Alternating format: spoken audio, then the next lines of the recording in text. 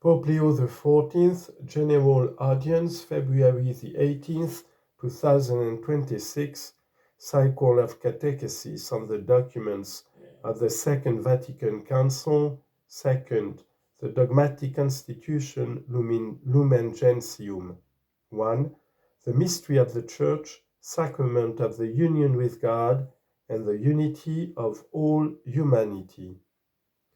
Dear brothers and sisters, good morning and welcome. When the Second Vatican Council, to those documents we are dedicating the catechesis, wanted to describe the Church, it was concerned first and foremost with explaining where its origins lie. In order to do so, in the Dogmatic Constitution Lumen Gentium, approved on November the 21st of 1964, it drew the term mystery from the letters of St. Paul. By choosing this word, he did not mean to say that the Church is something obscure or incomprehensible, as is commonly thought when the word mystery is heard. It is exactly the opposite. Indeed, when St. Paul uses the word, especially in the letter to the Ephesians, he wishes to indicate a reality that was previously hidden and is now revealed. It refers to God's plan, which has a purpose to unify all creatures thanks to the reconciliatory action of Jesus Christ, an action that was accomplished in his death on the cross.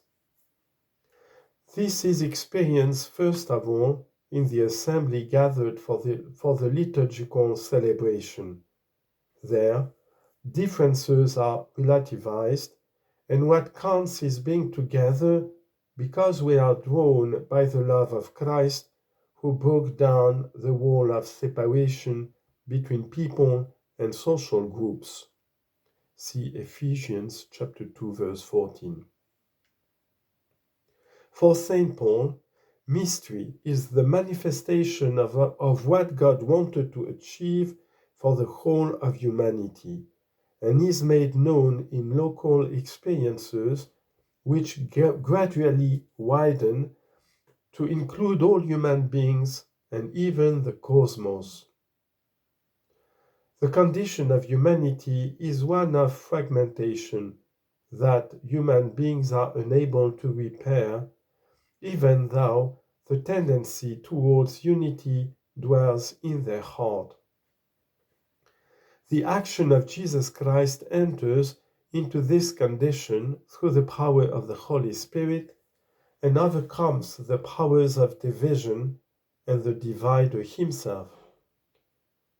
Gathering together to celebrate having believed in the proclamation of the gospel is experienced as an attraction exerted by the cross of Christ, which is the supreme manifestation of God's love.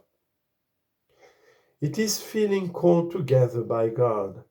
This is why the term ecclesia is used, that is, an assembly of people who recognize that they have been summoned together.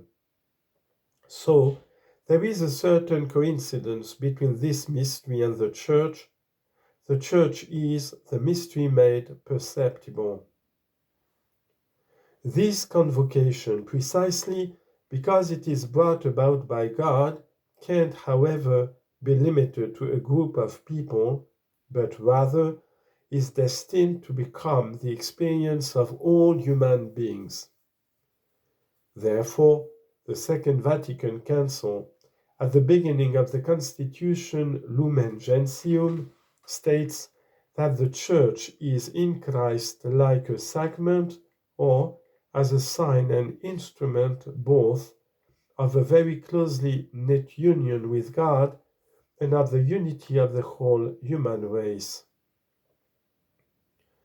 With the use of the term sacrament and the consequent explanation, it is intended to indicate that the Church is an expression of what God wants to accomplish in the history of humanity.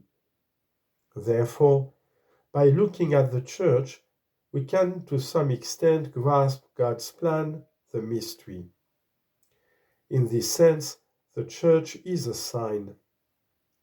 In addition, the term instrument is added to the term sacrament, precisely to show that the Church is an active sign. Indeed, when God works in history, he involves in his activity the people who are the objects of his action. It is through the Church that God achieves the aim of bringing people to him and uniting them with one another. Union with God finds its reflection in the union of human beings. This is the experience of salvation.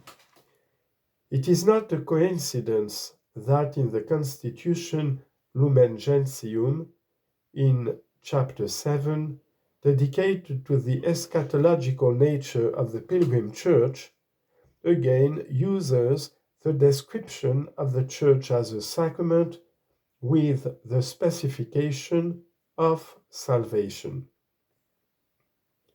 Christ, having been lifted up from the earth, has drawn all to himself. John chapter 12, verse 32.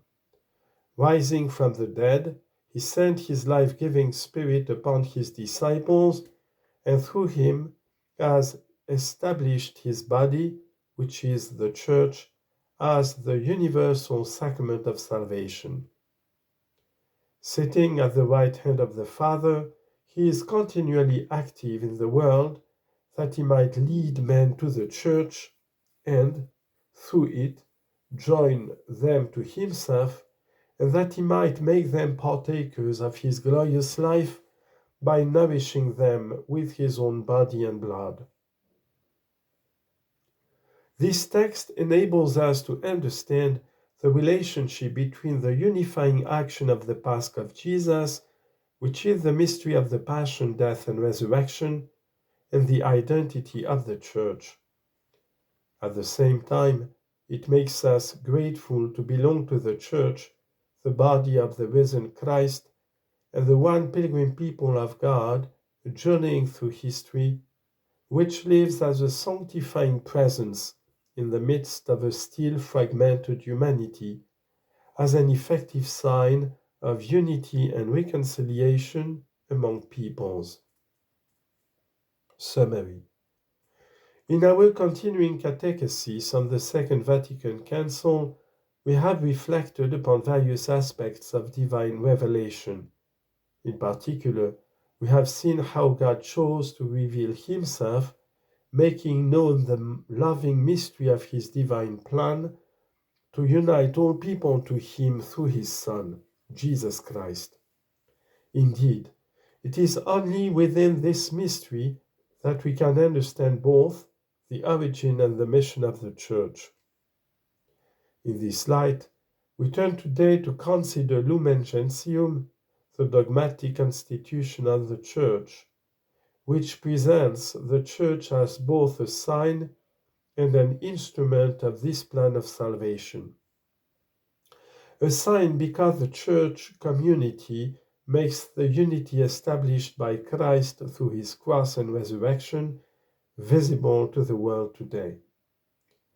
An instrument because it is through the Church that God achieves his goal of uniting people to himself and bringing them together. As we journey through a world still marked by division, let us ask the Lord to continue to guide his Church in the mission of sanctification and reconciliation.